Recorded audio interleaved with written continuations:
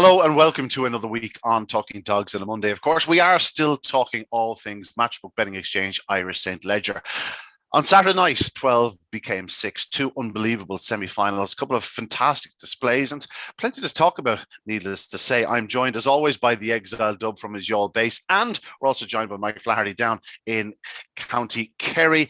We're keeping him from the golf course. We'll make this relatively quick this morning. Mike, good to join.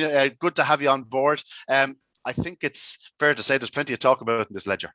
Yeah, morning, Tom.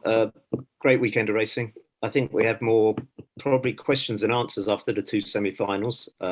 It's certainly looking at the draw we have anyway. Absolutely. I think we could probably fill in now just on talking about the final. I'm delighted for the new sponsors Matchbook that they've had a race or a competition that has run out this way. It's been one of the best ledgers in a long time. I was kind of surprised. I got the call actually this morning because Kerry dogs don't have a good record in the ledger. I put my anorak on when I got back the other day, and I can only see two winners in the last 20 years.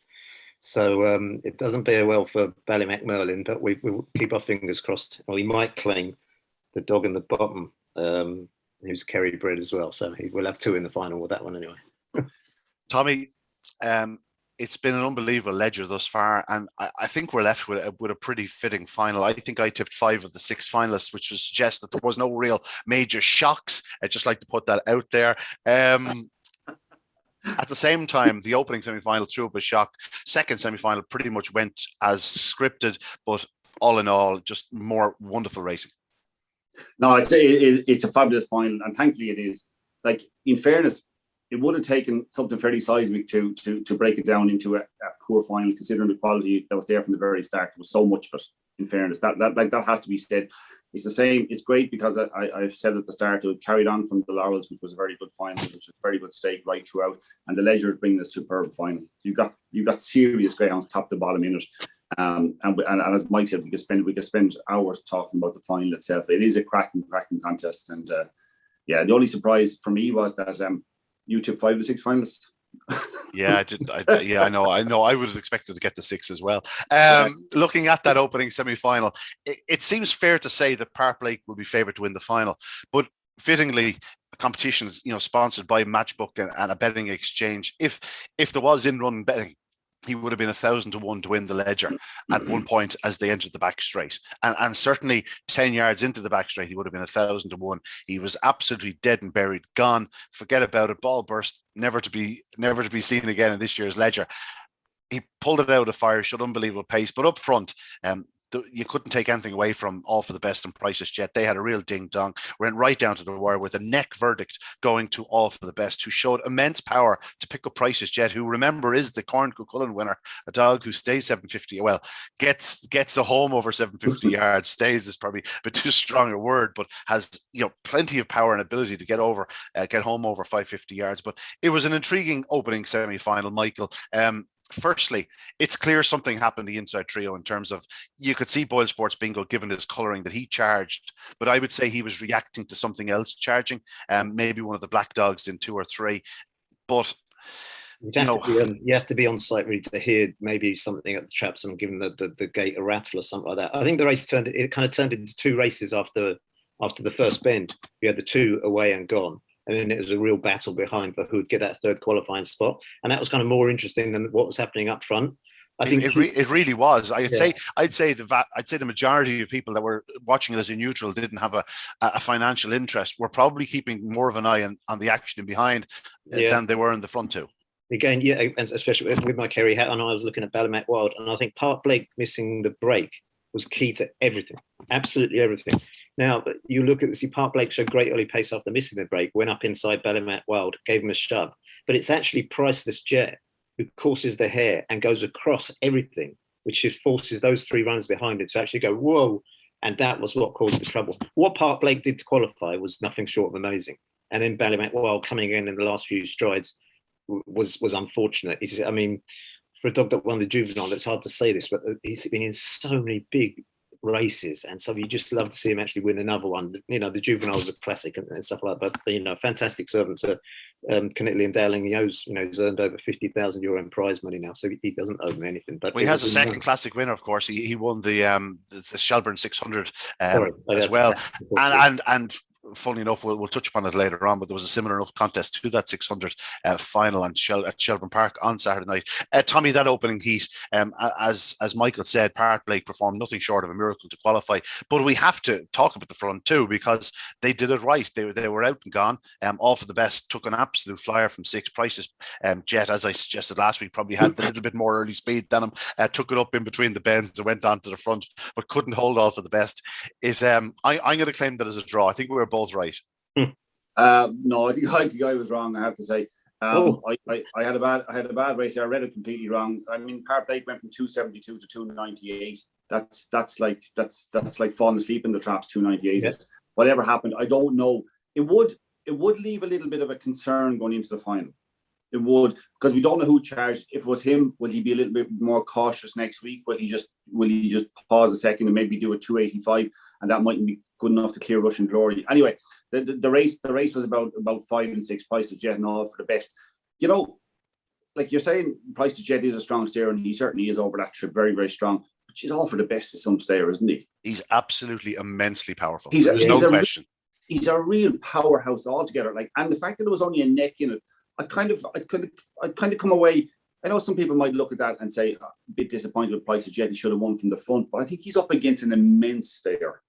Yeah, if you go back and All for the Best card, October 16th in Shelbourne Park, he won a 600-yard stake, beating Tip Top Taylor in the final. Now, Tip Top Taylor is strong. She is very strong. She runs right to the winning line.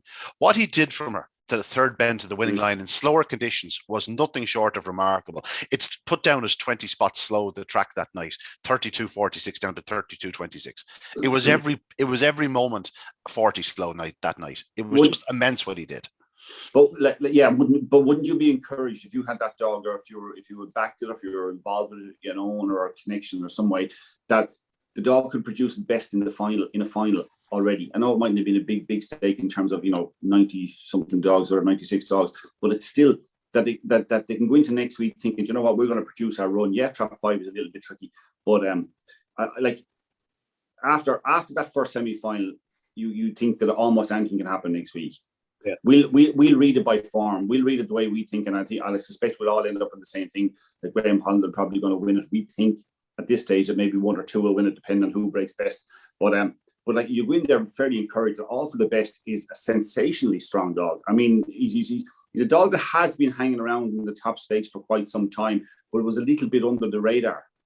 But he has developed into something special, and I'd be amazed if they can't find the right race for him at the Winter Festival to go and win a big one. It won't be 550, I suspect. It'll be further. But by God, it's going to take some dog to stop him having another. If it's not next week, having a big night in a few weeks' time. Yeah, absolutely. Michael, do we know is All for the Best? August Santos, that was a Ballymac at one stage. Did Liam breed? Did Liam breed that? Vulturi, the Sara is what I'm looking at. Was Lyons, wasn't it? Yeah. I'm not sure. I remember August Santos, and it spread well, but I just wonder if Liam did actually breed it. We'll stick green and gold in it. Don't worry. It's Kerry. I bet you will. It was called Ballymac Moyar. August Santos was. Yeah. Going back to All the Best break, his sectional was the same as Russian Glory, and I think it's made to look quicker because traps. Right, Ballymac Wild broke his normal style, but the other two, 1 and 2, absolutely missed it completely, and it kind of accentuates how far ahead the outside dogs were. But they weren't that far ahead, but it's still the same sectional as the winner of the second semi-final. So I think it's quite hard to be starting to look away from All for the Best. Price of Jet, I think we're all in agreement. We'd be surprised that it did get beat when it led down, when it was down the back straight. But there's probably only about 4 dogs in the country that could potentially have picked him up, and I'm not sure the other 3 would have picked him up the other night. It just so happens that All for the Best is just so strong and probably in the peak of his powers at present. Yeah, and if I was the owners of All for the Best, I'd be sitting back going, talk away all you like, lads. We don't care. We're in the final. And I'll just either one of the bookmakers gone 12-1 this morning. Yeah, outside with Ballymac Berlin, which, I mean, that's massive. I know there's a few links in the difference on the clock, but I think apart from maybe, you could generally make a case for all 6 finalists, I think you could. I thought 6 or 8 to 1 with the biggest price in the final. I can't see any dog I thought would be much bigger than that. Tommy, anything else to add to this opening semi-final? Ballymac Wild was actually a bit unlucky. He didn't take a flyer himself. He was third into the opening corner, but then Park got up his inside. In fact, Fast Fit Paddy showed him early, dashed down him. He found himself the meat in the sandwich. And as Mike said, Price's Jet then cutting across. There was a bit of a domino effect, and he was done. Yes, he still enters the back straight right on the heels of Boyle Sports Bingo. I think importantly, whereas Park lost his momentum, got going again, I think when Ballymacmile was getting his momentum going again, I think himself and Boyle Sports Bingo bumped just briefly. And I think it allowed Park to arrive then. He was going to arrive with Rush anyway, because we've been saying it all competition. He's been showing stunning pace on the back straight. But I just thought that halted the progress of Ballymacmile and Boyle Sports Bingo at just the most important time of their race. Yeah, I think what's stuck in my head was the way when Park got kind of chopped back down the back and then switched wide and just took this change of pace that was just seamless. He went from being slowed right down to full pace down the back. It was absolutely phenomenal. It really was. And that's not to say he'll win the final. He mightn't. But like, if you've got that sort of ability, you can go from 0 to 100 miles an hour in a split second. It was quite phenomenal. It'll tell you how unlucky Ballymacmile, how he was awfully unlucky in the Leisure semi-final, and he's desperately lucky, or in the Laurels semi-final, he's desperately unlucky in the Leisure semi-final again, because if like Park had to do something phenomenal down the back to get that first run on him almost. Yeah, if you see what he does around the first bend, I think one of the reasons he qualifies is because he rails so well. He takes a bump, and he actually sticks to the rails and holds his position quite bravely, actually. And he's, at one point entering the second bend, he's actually last. Yeah. He got shuffled back to last, and then he just switched, and all of a sudden just took off. It was like, I mean, Ballymacmile is like, he's been running his heart out. He's been running his heart out over the last, how many weeks is that? That's probably nine or 10 weeks in the last 3 months that he's run his absolute heart out at the top of his game, and things just haven't fallen right at the right time for him. Yeah, I'd agree. I think he's been very unlucky. He's been, I know it sounds weird to call him an unlucky greyhound, but like, this is a greyhound that has reached so many major finals. He has 2 classic wins, and yet he could have been in 3 or 4 more major finals, considering the luck he's carried in those races. Desperately lucky not, because he got going again. He's only beaten ahead by Park afterwards. Remarkable. Anything else to add to that opening semi-final? Just a good winner, a good second, and no question a good third. I don't think he's done anything to dent his reputation in defeat, Tommy Park. He's still potentially very special. No, he could pop out now, make all, and do 29-18 next week and win the Leisure in a canter, and we'll be hailing an absolute superstar. But it has to have left a small bit of a doubt, as I said a while ago. We don't know exactly what happened. If it was him that hit the lids, if it was, you have a concern. I froze the frame when the traps went up, guys, on the replay. And if you see it, he's actually pointed down like that. He's not set like on all fours. Which would suggest it mightn't have been him that charged him, and that he was going then at the wrong time. Not to be that position, or maybe he just mistimed it. I mean, it's the classic comment on the race god, misbreak. In the end, it finished 6-5-2, all for the best. Did a 5:33 into the corner. Price's Jet took over, did a 17:44. Price's Jet is coming home in 12:22. So, take what you want out of that from all for the best. He's doing under 12:20s, which is really, really racing. And back in third spot, Park He's beaten 10.5 lengths and a neck, but listen, that's immaterial. The pace he showed down the back straight was just amazing, and it's a case of he is going to be favourite in the final. On to the second semi-final of the Matchbook Betting Exchange Irish St Ledger. Tommy, we suggested a Rushing Glory had the draw to land the spoils here. He probably is a middle runner. He, if anything, took a slight step to his right, went up straight from 4. Dearjet Sydney didn't fly in, didn't fly into from trap 3 like some would have expected, but he doesn't seem to do that anymore. Once there's a dog on his inside, he waits his time. I thought Rushing Glory ran a fantastic race. Didn't look like he was clearing them until that final 50 yards into the bend, where he found that extra push needed, got the clear length, went around in front. Ballymacmile also showed pace up the inside of Dearjet Sydney to turn second, but Dearjet Sydney showed real determination of effort, real pace down the back straight. Thought he showed a bit of a sparkle down the back straight, ran a hard race. Slightly held up at the third bend, I thought. Ballymacmile was certainly held up at the third bend, but meanwhile Rushing Glory had gone to the front, and I think what we've seen in this competition, that he is staying stronger and stronger. He's just getting stronger as a greyhound. He's just gone 2 years of age. And there's no reason why he can't continue to improve. In truth, Sweep the Yard was in a good position down the back straight, but you're trying to pick up Ballymacmurlen and Dearjet Sydney. That's always going to be tough. And Ballymacart and Ballyard Taylor never really players after that opening bend. It was pretty straightforward for Russian Glory once he got to the front. He's a big player, Tommy.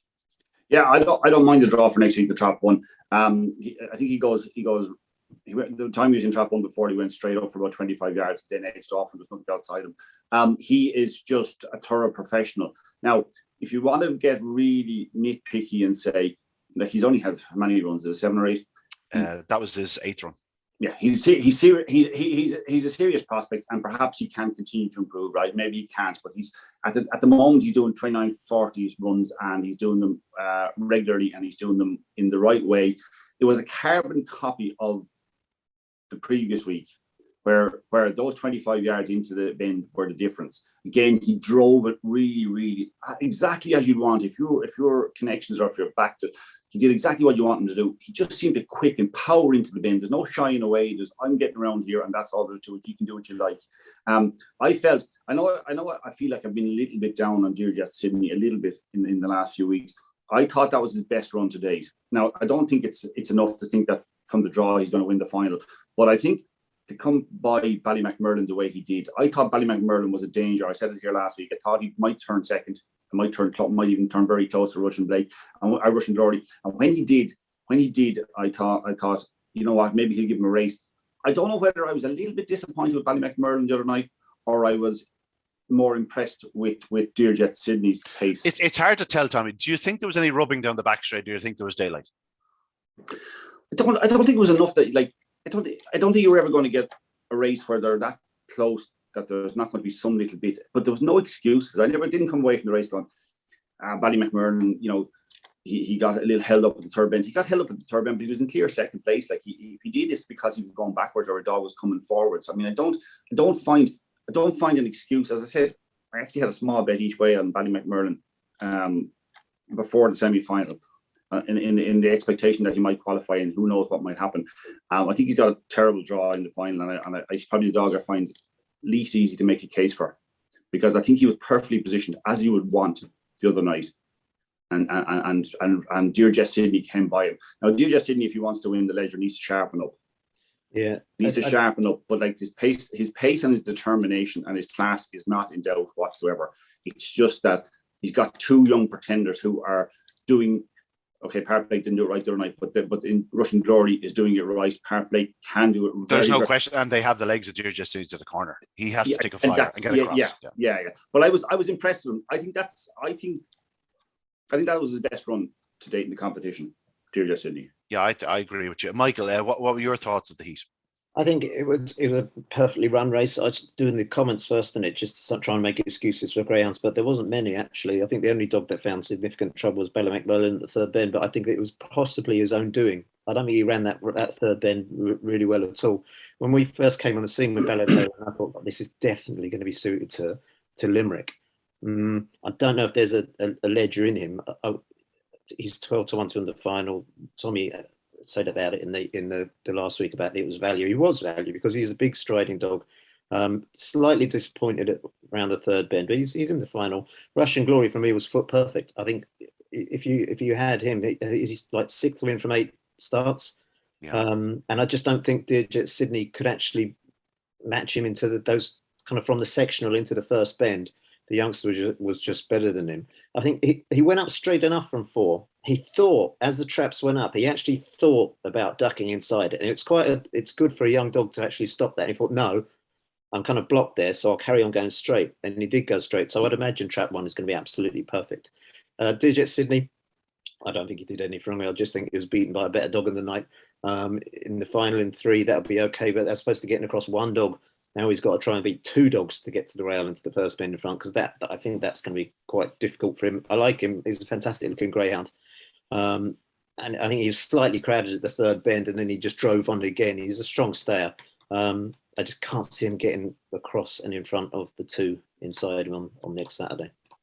Yeah, in behind them, of course. Ballymacmurlen, Dearjet Sydney, the other 3, have to mention Sweep the Yard was forced on the back straight. Tommy, another classic semi-final for him. Ballymacartan, Ballyard, Taylor, they all played their part in this year's ledger, but when it came down to it in the cleanly run race, they were going to struggle to pick up the big three. It leaves us with an intriguing final. Just there, a bit of tidying up. Russian Glory, 5:29 as opposed to the 5:33 in the opening semi-final for All for the Best, and he did 17:20 to the third Ben, whereas they're doing 17:44 in the opening semi-final. So that's where he made up his time. It's basically down the back straight. He's really hammering Russian Glory, which would suggest that Dearjet Sydney was also hammering, because he lost no ground down the back. If anything, probably closed the fraction, 29-46 on the winning line. And then we are left with an absolutely intriguing final. We have touched upon it a little bit already. Russian Glories in 1, Park Blake in 2, Dearjet Sydney in 3, 4 is Ballymacmurlin, 5 All for the Best, and 6 Priceless Jet. Individually, one or two of the connections may want to change their draw, would have liked to change their draw. I'm sure Price's Jet would have preferred to be inside All for the Best on the inside of the track. I would say if you'd offered Graham Holland Dearjet City Trap 1, they may have taken it, but I think that might be a harsh view. I think from a winning the race perspective, you want to be inside Dearjet City and just get rid of that from the start. If Russian Glory or Park Blake take a flyer, they're probably going to take some stopping, either or. Well, I'd be amazed. I'd be amazed if the final was affected by Dearjet Sydney diving left. I just don't think it's going to happen. It doesn't happen. The only way it can be affected by him diving left is if he absolutely scalds out and does a 275. Yeah. If he leads them by 3 parts of a length and then cuts across them, but that's to see that happening. You would have had to see what happened in the first semi-final the other night. I don't think that was possible. I mean, that's a mystery, as I say. I'll go back to his English Derby victory, Dearjet Sydney. And he was in 3 or 4 in the semi-finals. And the whole world thought he was going to dive inwards. And like that, we'd spotted 1 or 2 nights where if dogs were in his inside, he wasted his time, and then moved across when he had the room. I think it's not just been a new thing in his career. I think he's been doing this for quite some time, that if there's a dog in his inside, he's not going to cut across. It's hard to believe he's only 72 pounds, because he's never been a greyhound that's been afraid to use his frame. If I told you, blank, you hadn't looked at his card in 6 months, you'd have said, oh, he's 80 pounds. He's only 72 pounds. Russian Glory is 81 pounds and Park Blake is 75 pounds. So he's not going to bully them out of the way. If he sees them on his inside, he's going to show them the respect they deserve. He definitely is. Yeah, go on, Mike. Sorry. I think the break is a lot closer than we actually think it's going to happen. If you average out the sectionals between the traps 1, 2, and 3, they're almost identical. But the key factor here is during the competition, Russian Glory's never been led. And I think with the rail advantage, I think I can just see him making about half a length up on Park Blake, unless Park Blake really improves, which of course he's open to. But Russian Glory is so young, I can't see Dearjet Sydney getting to the first bend ahead of those 2 greyhounds. It got on form, and then again, don't discount the outside run. All the Best put in a fairly decent section. I can't see Ballymacmurlin or Priceless Jet being involved early. Maybe not. I think it's got to come from the inside 3. And I just see Russian Glory continuing to not be led and head into the first bend in front. Tommy? I can like if you were taken them by bare performance every week, you say Russian Glory will lead because that's what he does, and you know exactly what he's going to do. I think you can set your watch by him. But I think Park Blake has a little bit of extra X factor, maybe, that he can do a 272. He can do a well below sub 280. Like Russian Glory has done 282, 281, 280. Like they're superb, really. Yeah. But and as I said, have you got sectioned into the first bend for all the dogs? No, you haven't for the previous. I'd have to go looking. Yeah, I'd have to go looking. It's the lack of professionalism here. Russian Glory has a 520. Russian Glory is a 520, doesn't he? Didn't he do a 520 last week? 529 on Saturday was Russian Glory's second split. Yeah, I think Park Blake had a 520 the previous week, the night he did the massive run. Right. So that was far and away the fastest of the competition. Yeah, like I just think there's that little bit of X factor in Park Blake that there mightn't be in Russian Glory, and then the next week we'll be lauding Russian Glory as a classic winner. But I think like you're kind of nearly tossing. Correction, he did a 523 and a 1702 in the that's in the quarterfinals. That's phenomenal. The back straight stuff is absolutely ridiculous, and we saw we saw a little snapshot of it the other night, like about what he can do. So it's not like things went completely wrong for Park Blake the other night, and he still showed something a bit special in the middle of the race, and it's why Ballymacwild isn't in the final, which is desperately unfortunate for Ballymacwild. But anyway, Park Blake, I think I know where Mike is coming from. I think you're saying Park Blake would definitely be favoured for the final. I'm not convinced of that, Ian. I'm not convinced of that. I'm just going purely on what the firms have done. Yeah, I'm not convinced that's the way it'll be on track. I'm not convinced that the bookmakers on track will go along with that. The fact that it's on Racing Post Greyhound Television would suggest that there'll be 2-3 exchanges betting on it, including our sponsors Matchbook, which means that you will get the overall view. There will be an industry SP there eventually, and whatever way that side's down, you'll know which way the public are feeling. I'm pretty sure that Russian Glory will go to Trapp's favourite. If I priced it up, I'd put in maybe a quarter point inside Park Blake, just purely because of the question mark of what happened in the semi-final with Park Blake's trapping. Now, if I had to price the top of the card to 120%, I'd definitely take the easy route out, and I'd just make them joint favourites. Because genuinely, I think I could make arguments for both. And rather than going a quarter point shorter, just put them both that fraction a little bit bigger. You know what I mean? And let the punters then decide near the race what way it falls, because you don't want to do the job of the bookmakers for them. You want to let the market decide itself. And I find that if you do put them both into, let's say, 7-4 or something like that, one could be 5-4 and one could be 5-2. But if I have to put them 7-4 and someone's getting 5-4, at least I said, well, listen, I didn't do you. You know what I mean? Yeah, it should be a very strong market because it's on RPG TV. So it's quite intriguing actually to find out. I think Russian Glory still got Traps as favourite. So do I. But not by much. Yeah, like you said, I think talking betting exchanges, I think we could be talking, because it's an exchange, like we could be talking about 2.98, 3.05. That sort of way difference. What I mean? It could be very, very close. Yeah, Mike said a quarter point between them, and I think that's about right. Like I think if you're betting as a one-off race, you probably prefer to back Russian Glory because you think you know exactly what you're going to get. But I know I'll be tipping Park Blake in the Examiner because I think there's just a little X factor. But I tell you what, it'll be the first 5 seconds of the race to determine whether he's going to beat Russian Glory or not. Yeah, no question about it. Can we make a case for the others? Dearjet Sydney in Trap 3, we know what he has to do. He has to take a flyer. He has to hope that, and even if he takes a flyer, he has to hope that the top 2 don't make a good start. And I don't mean even a flyer. If they do a 280, Dearjet Sydney can't do a 273 and get around them, can he? Yeah, none of us have mentioned the fact that those two might hold each other up. They could do each other up, which falls into Price's Jets, Dearjet Sydney's kind of helping them their chances in the final. If the two matched each other round to the first bend and went round, all very well and good. But if they cost each other lengths at the first bend or touching off each other into the first bend, then it just opens the door for probably the rest, all 4 other runners. Paul Hennessy's won this 4 times in the past, so he knows how to get it done. Price's Jet is a very, very clever greyhound. If he just turned, I don't know, it'd be interesting. We're discussing the race if it's going to be a clean run race. It might not be. Hopefully it is. But it might not. I've seen a couple of people suggesting online that Price's Jet would prefer to be the other side of Alfred Best. I'm not so sure. I bring it back to, was it the Champions Stakes final where Price's Jet was arriving with a rush on the outside from Trap 6? I feel he prefers to race from 6 into the corner. And thereafter, listen, he's up to himself. He'll cut in where he has to cut in and cut corners and whatnot. But I think going into the bend, I think he'd prefer to be out in 6 than he would be in 5. And I think he's a player. I would fancy him to finish in front of Off the Best because of the draw. I know Off the Best took a flyer the other night and Price got the inside of him. But I have a feeling this week I'm going to be right again, Tommy, with Price's Jet arrive on the outside and maybe turn closest to the big 2. Get off the Price's Jet bus, will you?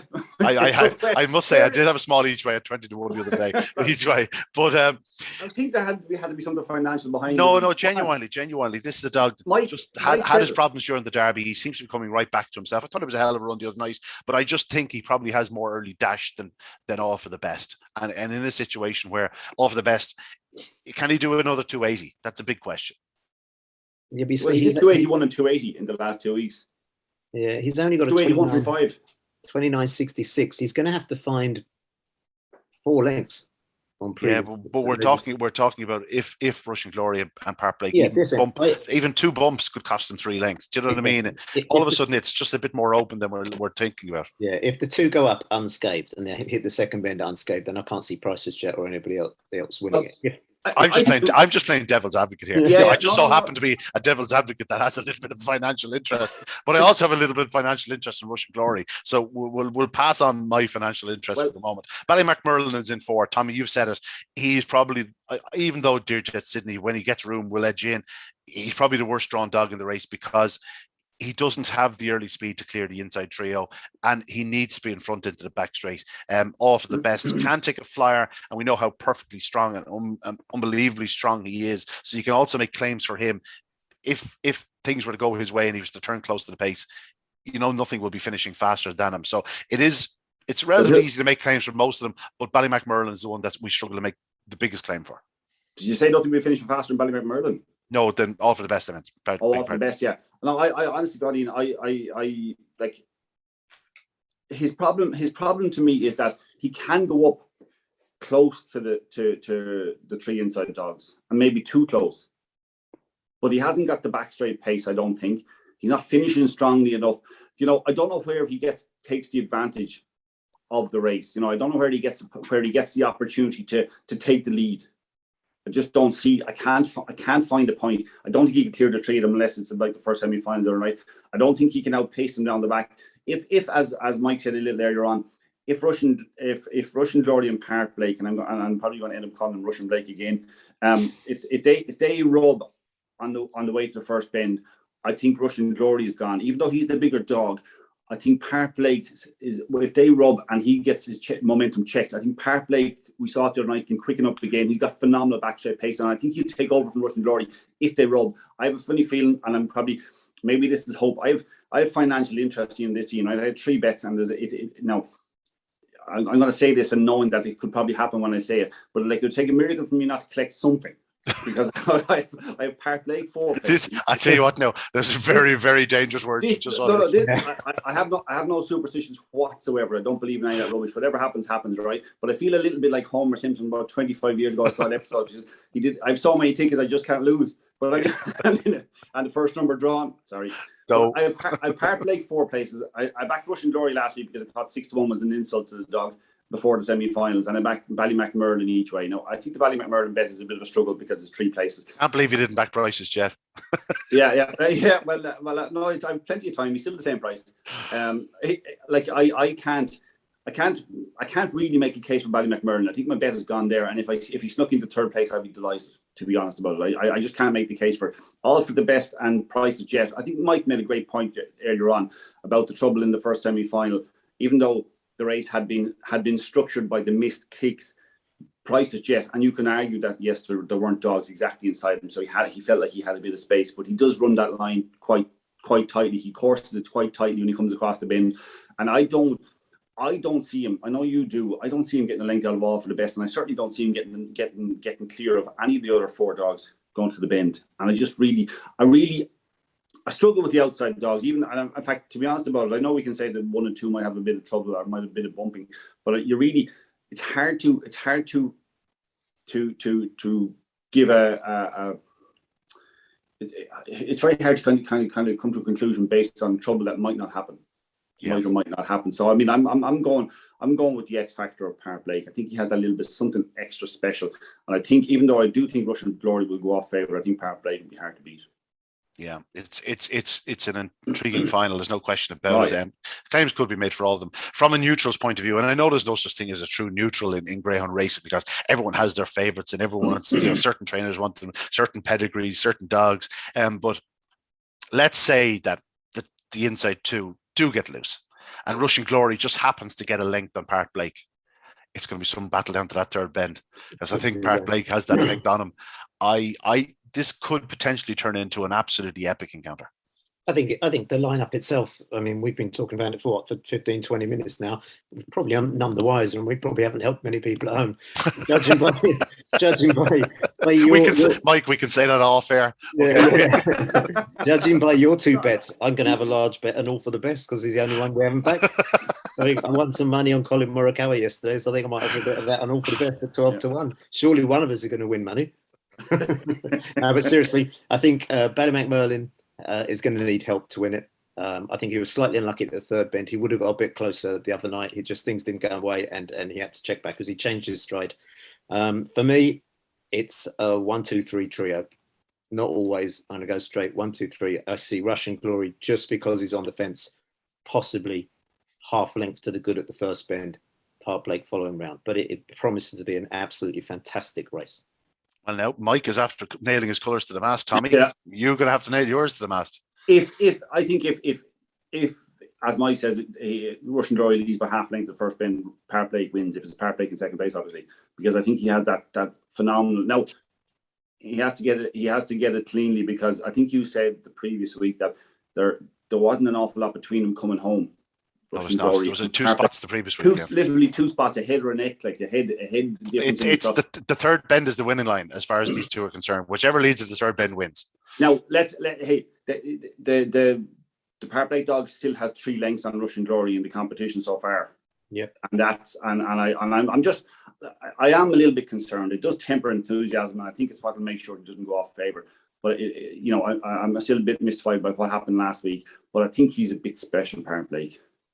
And I think that I'm going to go 2-1, and you can't go 6 anyway, because you'll be going that. I have to go. It's either 2-1-3 or 2-1-5. And if it's 2-1-4, I collect on everything, and the champagne is on me next week. Mike, you've gone 1-2-3. Tommy's 1-2-3 gone 2-1-5.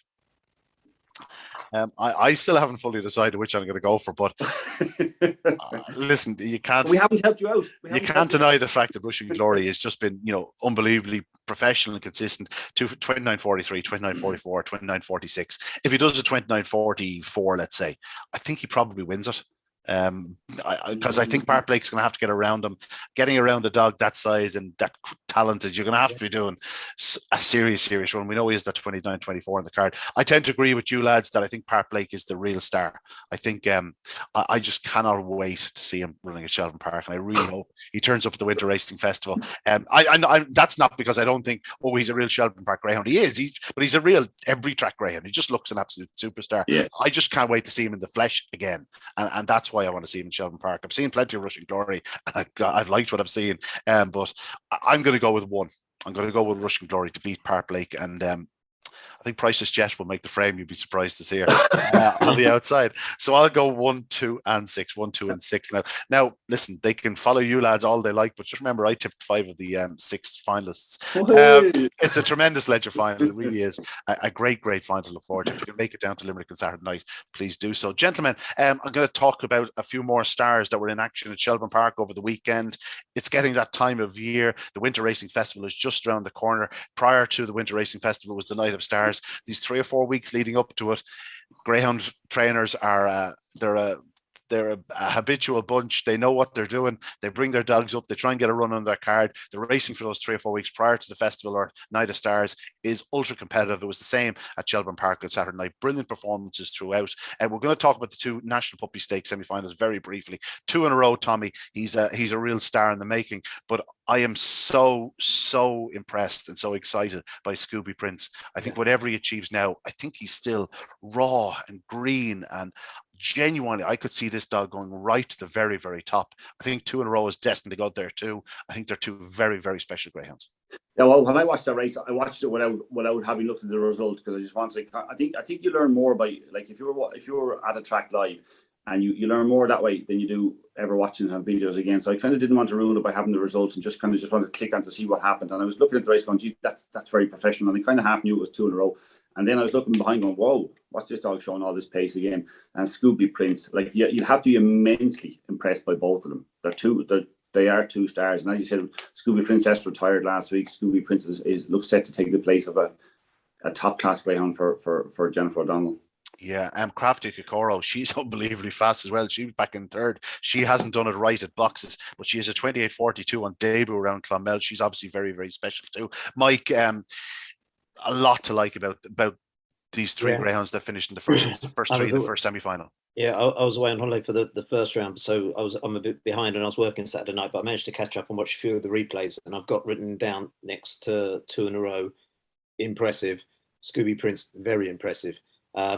Really unlucky at the first bend. If you watch him, he didn't actually get that much of a clear run. Very unlucky, but at the same time, showed great track craft and awareness. He knew the dog was coming across it, and he just took a check, slipped in, and went. And for a dog that's as inexperienced as him, it was just brilliant to see. Yeah, for a youngster, it was very impressive, and that's shaping into a really, really top class event, that one. But foot perfect by 2 in a row. That's the first time I'd seen him actually run, because our races normally clash with Tralee, and it's hard to catch up with everything. But he justified the price, 2-5, 28-21. I haven't got the breeding wasn't on the card on Shelbourne on Saturday night, but I haven't got actually how young. Yeah, he's a Droopy Sydney. It just so happens the first 4 home in the heat were Droopy Sydneys. The first 4 home. Yeah, not the first 2. The first 4 home were Droopy. And the second, third, fourth, and fifth in the second heat. Yeah, there's going to be 5 Droopy Sydneys in the final. What he's achieving, and I what did I say to Tommy? I don't like to big up stud dogs because you get accused of this and that, but I think what we're all seeing here is something pretty special. I think it's up there with possibly you can put him up there with Whisper Wishes. Wow, top honchos of this world. You're talking that impressive at the moment.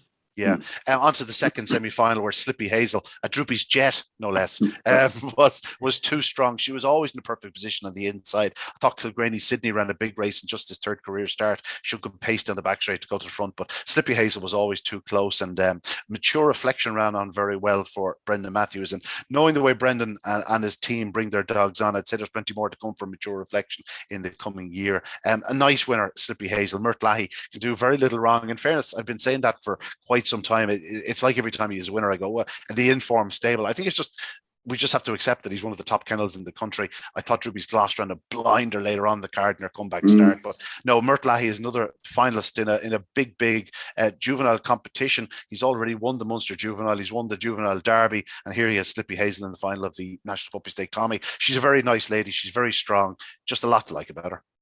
There was, because it was very keenly contested. Like there was never anything that was getting really clear in the race. Anything could have won it nearly at any stage of the race. She stuck to the rails well, took over on the inside. I think at the last bend was it, and Mature Reflection flew home. Actually, that kind of caught my eye in second place. But like, there's a lot to like about Slippy Hazel. It is a little bit behind the other heat, but they're so inexperienced. You don't know what's going to develop into the best of the lot of them. To be quite honest, not yet. Mike, just a nice heat again. Slippy Hazel, Kilgraney Sydney, and of course Mature Reflection, who split the pair. 3 nice dogs, but I think the winner is probably going to come from the other heat. Possibly, yeah. I think Slippy Hazel lost a few lengths at the 3rd bench. She was slightly crowded. It's a very strong runner for such a young dog, and really good railer. I mean, probably her future's going to be over a bit longer, maybe 600, maybe 6 more. I wouldn't be one for putting youngsters over 6 bends until they're at least a 2 and a bit. So I hope, well, it's up to the owners, obviously, and they're trained and knows more than I do. But yeah, impressive. It makes a very, very good final, doesn't it? It sure does. That'll be the feature at Shelbourne Park on Saturday night. There was a couple of finals on the card. Give a mention, Night Tornado. Great to see him back to winning in top company. The key to him, the draw on the inside, took control early, went on to win and find style. And epic news after a bit of a blip the previous week. He's been in such stunning form. He won the Retired Greyhound Trust Open 525, but no guesses where I'm going to bring you to next, Tommy. The finale on the card. I called the wrong winner.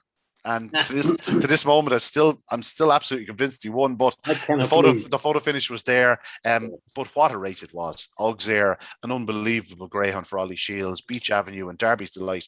3 immensely fast greyhounds.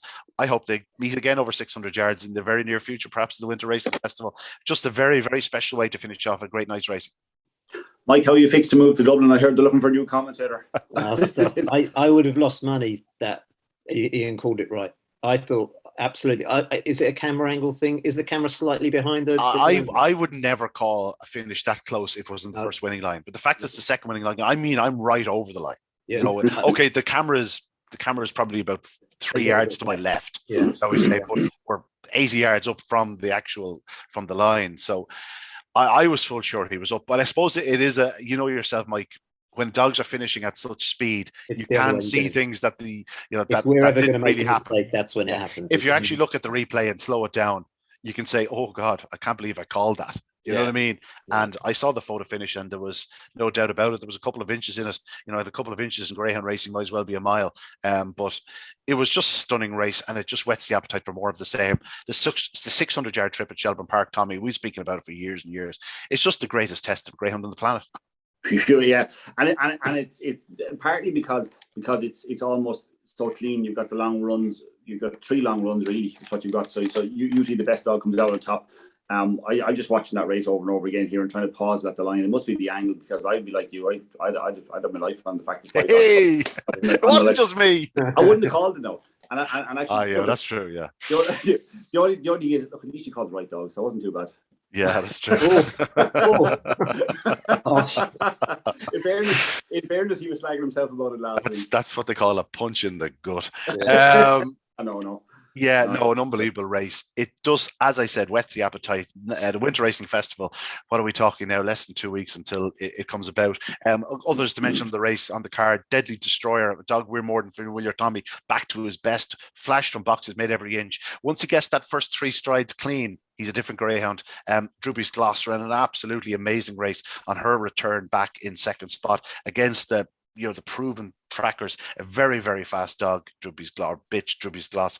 And it's clear that she will be able to challenge the very, very best. And just through the whole night, just unbelievable performances. 2 Amigos ran so well in the sprint, and despite getting clipped on the bend, he ran very well to score. And just from start to finish, Lentz and Johnny Boy, just a great night's racing. Lots to look forward to in the coming weeks. Tommy will be up in Dublin talking about the Winter Racing Festival in a couple of weeks' time. Just plenty to look forward to. Yeah, I can't wait for it, because as I said to you, there's so many. It'd be interesting to see what way dogs go, what races they go for, because there are so many good dogs that are capable of winning over 550, but they're probably 575, 600-yard dogs.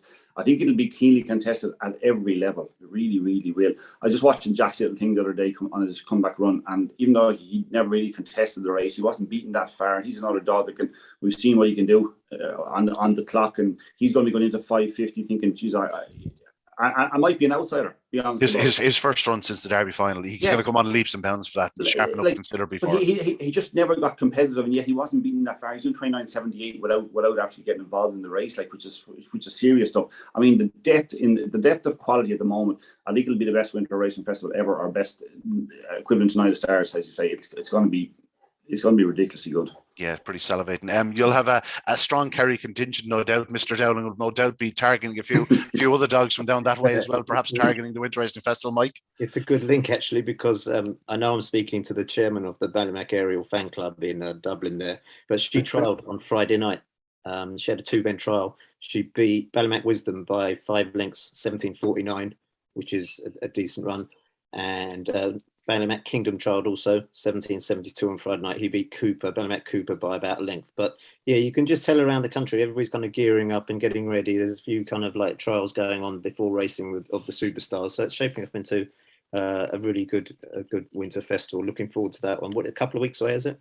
Yep, December 3rd and 4th, the Friday and the Saturday night, of course. The Friday night very much the taster for the main event on the Saturday night, but lots to look forward to. Gentlemen, there's not much more we can talk about. My mouth is starting to get dry. We've done that much talking. Before we go, Ian, go ahead, Mike. Can I just give a plug to the Kingdom Derby down our place? Yeah, of course you can. Yeah, of course you can. It's AAO, sponsored by the Track Bookmakers again this year. The final will be featured on RPG TV. It closes on the 10th of December, and it's for 36 dogs, hopefully.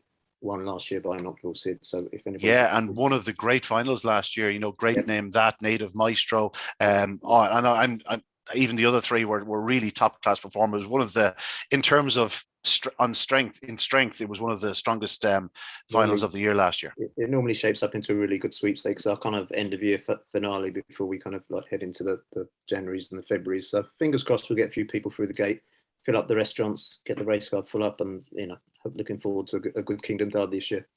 Thanks, Mike. That's perfect. Tommy, again, thanks so much for all your help. I'll be talking to you next week. Mike, we'll do this again soon.